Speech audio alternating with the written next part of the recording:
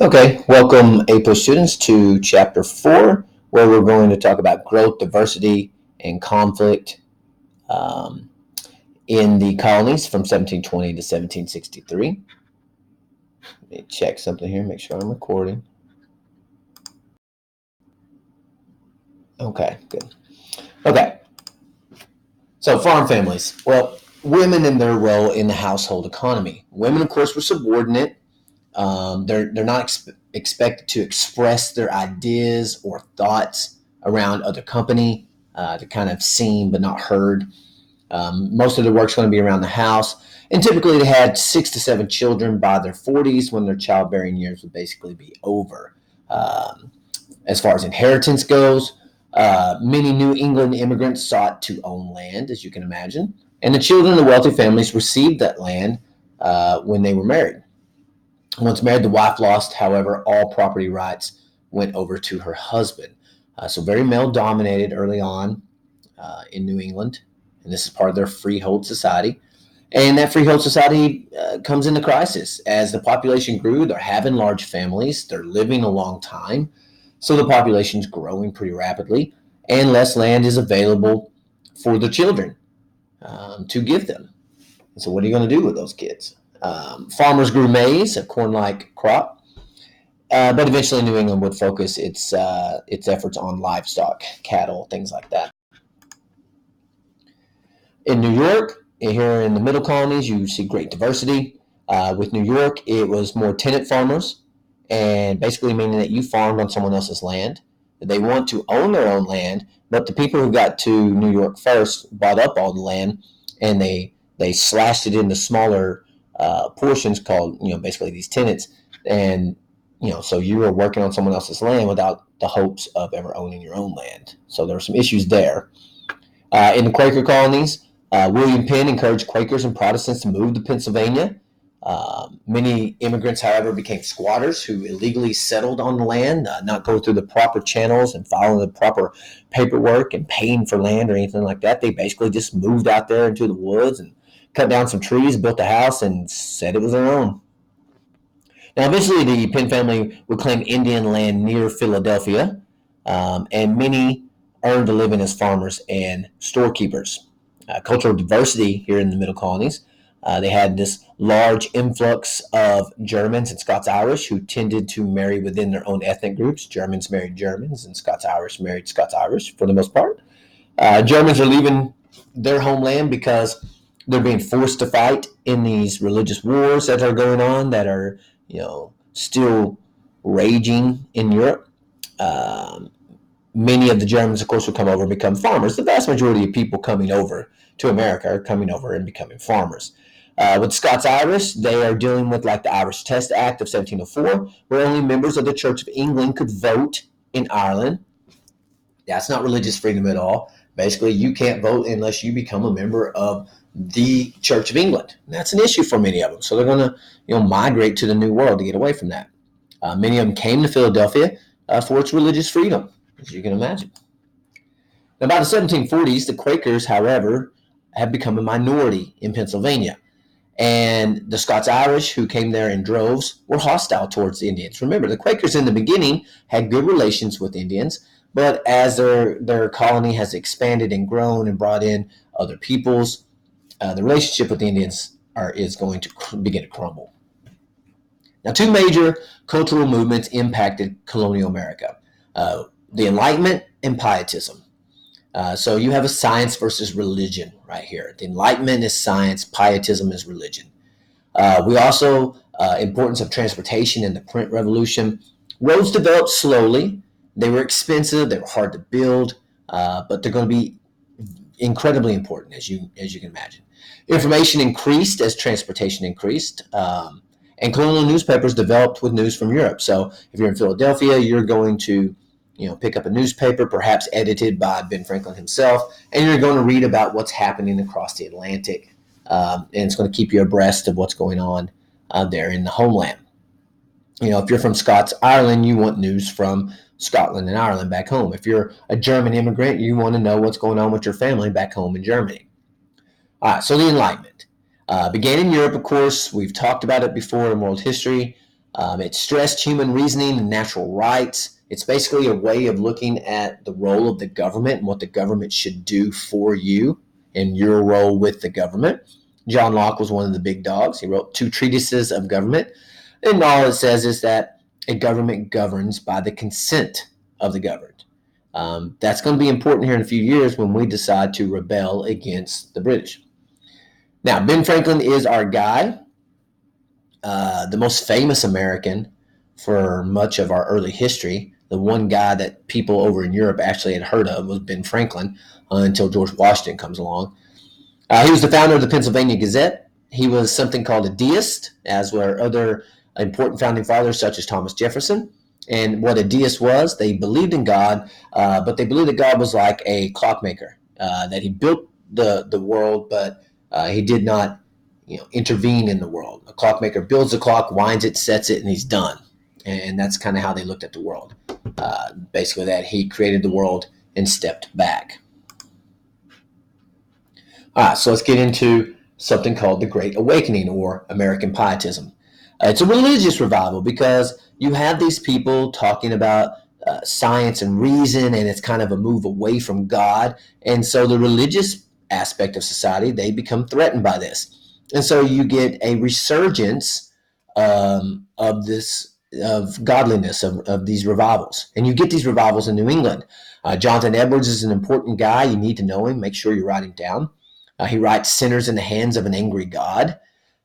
He draws his inspiration from religious movements in Europe, which are widespread because Europe's been racked with religious issues for several hundred years now. And then George Whitefield is another one as well, who's this great speaker. He puts on a show when he preaches. He's traveling throughout the colonies. And people who are converted by him are considered new lights. Old lights were the boring, read from your notes sermon. These new lights, these were guys who put on a show when they were preachers. They held your attention. And so you get a little bit of tension between the new lights and the old lights. The new lights were those that embraced the Great Awakening and converted. The old lights were older preachers who preached against conversions and emotionalism of the Great Awakening. They're going to lose, basically. Significance of the Great Awakening, it undermined traditional authority. New churches are developing, new churches that are more for the people. Baptists are going to come along, Anabaptists and Methodists and people like that. New light colleges developed in Princeton, Columbia, and Rutgers. These Ivy League schools that we know today. Most of our early colleges were actually for religious purposes. The challenge to authority would later influence the American Revolution. So the Great Awakening has its place to play in the road to revolution. You got social and religious conflict in the South, so continuing down our 3 regions of the colonies. Many African Americans and poor whites were left out by Anglican ministers. They're not talking about them or to them or for them. So we get the Presbyterian revival. Many converted in Virginia and other areas to Presbyterian faith. Diversity in religion challenged tax-supported Anglican churches. You had the Church of Anglican means Church of England. And so the Church of England in the colonies was supported by taxpayer money. And so you have all these new churches coming up, and it's challenging that right to support tax money for the Anglican Church. So that's going to be an issue. You have the Baptist insurgency. The Baptists were different because they, unlike Catholicism and Protestant religions that baptized a baby when it was basically born, they felt like a baptism, you needed to know what you were doing when you were baptized. So focused on more adult baptisms, and so they become born-again Christians. Baptism appealed to African Americans and is going to take over in African Americans, who came over with either paganist beliefs or Muslim beliefs, because belief that all people are equal. That's something that they can hold on to, and that's something that they can believe in. And you'll see Christianity amongst the slaves was slightly different. Moses is going to have, a huge place with the slaves because he led his people from slavery in Egypt. The House of Burgesses, there in Virginia and places like that, made it illegal to preach to slaves without their owner's permission. But eventually it will be expected that an owner convert his slaves to Christianity as time goes on. All right, massively important, the French and Indian War. Conflict happens in the Ohio Valley. Basically, the French have been spreading down from Canada, and the English have been spreading west from the coastline, and they are on a collision course. And it happens here in the Ohio Valley, in the western stretches of Pennsylvania and Ohio. George Washington is a young 20-something-year-old, pretty much starts the war in Pennsylvania. You have the French building a fort in Duquesne, and George Washington is not the commander, so I don't know that it's fair to say he starts the war. But he goes with this contingent of British men to confront the French, who have built this fort in an area that the British feel belongs to them. And they get beat pretty soundly. Washington survives, though, and he comes back a hero. That's how it happens. This leads to the Albany Congress. Another thing you have to know. This is definitely star it. Make sure you know it. Note card this thing. The whole purpose of the Albany Congress was to keep the Iroquois on the side of the British. Remember, the Iroquois have been trying to play the two sides against each other. And at the Albany Congress, that man again, Ben Franklin, proposes something called the Albany Plan of Union. And he puts his famous, remember, he is the owner of a newspaper. He puts out his famous join or die snake cartoon. Basically, that if the colonies don't begin working together, that the French and the Indians are going to do them in.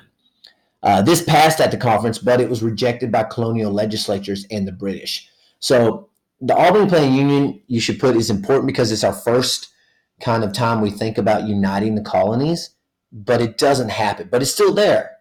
The idea is out there now in 1754. And it's the first time, and it's really Ben Franklin's brainchild. All right, war hawks. War hawks are people that favor war, such as it shows here, 1812 in Vietnam, which we'll talk about later. Britain declares war on France, and this becomes a world war because it's going to be fought here in North America, and it's going to be fought overseas in Europe as well. Colonists could only be promoted so far based solely on being colonists. So colonists had they couldn't advance up the ranks if they were colonists. They were seen as less. Even though they're British and they pay their taxes, they're seen as less because of the fact that they're colonists. All right, so here you have Canadian stuff here, Indian stuff, Proclamation Line of 1763, and you've got Pennsylvania here. So the French have come down into here, and we're moving west, and that's a collision course, of course. Now we'll take that off. After 9 years of fighting, Britain wins the French and Indian War, which was 7 years. France, now it's funny because in the beginning, France is just smoking the British because they're using Indian tactics. They're using guerrilla warfare. However, the French make a change in their leadership, and the new guy doesn't want his French men fighting like savages. And you've got to fight in the traditional lines of European battle. And this means that the French are at a massive disadvantage because the British outnumber them 10-1. And this turns the tide, and the British will eventually beat the French because they fought like idiots. So what this does is the French-Indian War basically boots France out of North America. The Indians lose them a valuable trading partner, and it's going to put them against the British squarely, and that's not going to end well for them. 1763, right at the end of this thing, we get Pontiac's Rebellion. You need to know Pontiac's Rebellion. This Indian rebellion was against the colonists encroaching on their land. It did, and here's cause and effect. It led to the British issuing the Proclamation Line of 1763. However, the colonists are not going to follow the Proclamation Line of 1763. Some of them had already settled past the West, and there was no stopping them from moving west. The British don't want any more issues. They just fought an expensive war against the French. They don't want to deal with the Indians right now. However, the colonists do. The colonists are ambitious, and they want what they believe is theirs. All right, British industrial growth and the consumer revolution. Britain had experienced a consumer revolution that led to increased debt for the colonists. There's a lot of money that they want the colonists to pay back for the French-Indian War. More and more colonial farmers sought land near the Appalachian Mountains. Again, that's an issue. Proclamation Line of 1763, don't forget it. In the western areas, you had rebels and regulators, the Paxton Boys. the Scots-Irish men in Pennsylvania that massacred Indians. You had the South Carolina regulators. They wanted more fair treatment of colonists living in the western portions, similar to Bacon's Rebellion. The frontiersmen always thinking that they're treated worse than the people, further east. They wanted better taxes, more representation. And again, right here, that's important. It exemplifies the conflict between the East and West, the rich and the poor. The poor being the West and the more rich people being back East. All right. So that's it in a nutshell. Nothing very challenging about this one. Make sure you know what's going on with the colonies, the diversity of the middle colonies, the fact that Quakers are going to slowly begin pushed out as far as a minority or as a majority. You have the Enlightenment versus the Great Awakening. The Enlightenment is challenging society. It's logic and reason. It's science. The first Great Awakening is sort of a response to the Enlightenment. It creates religious diversity. It questions traditional authority. Those are all important aspects you have to know. The French and Indian War removes France from North America in salutary neglect, that period when Europe was looking the other way and we were running ourselves. And the French Indian War is probably more than anything else is going to put us on the road to the revolution. Because in the next chapter, we're going to talk about all the things that Britain does to us to try to make their money back from the French Indian War. And then you have upset people out here west that are demonstrating tensions between the East and the West, such as the Paxton Boys and the regulators. Okay, guys, pretty straightforward. Make sure you take good notes off of that. Make sure you're writing a good summary and you're pulling out good information there to the left. And we'll see you in class.